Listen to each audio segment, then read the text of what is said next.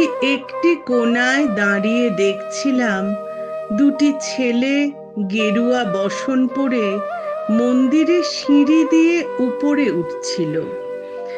এত মন দিয়ে আমি কাউকে সিঁড়ি স্নেহ করতে দেখিনি। এত ভালোবাসা দিয়ে আমি কাউকে সিঁড়ি থেকে ধুলো তুলতে দেখিনি। সিঁড়ি নয়, যেন জননীর ত্বক থেকে ধুলো তুলছে।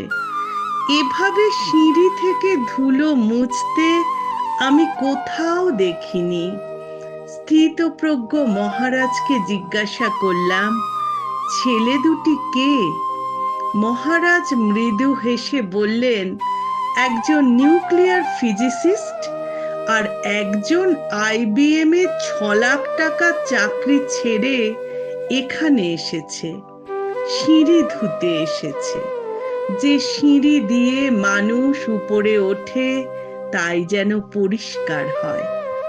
মহারাজ চলে গেছেন।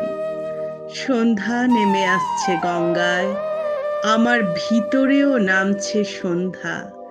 সারা পৃথিবীতে এত সিঁড়ি, সিঁড়িতে সিঁড়িতে এত দাগ, এত ধুলো, এত অপমান। আরতি শুরুর আগে হঠাৎ মনে হলো, যে সিঁড়ি মুছতে পারবে না সে কোনোদিন মানুষের চোখের জল মুছতে পারবে না।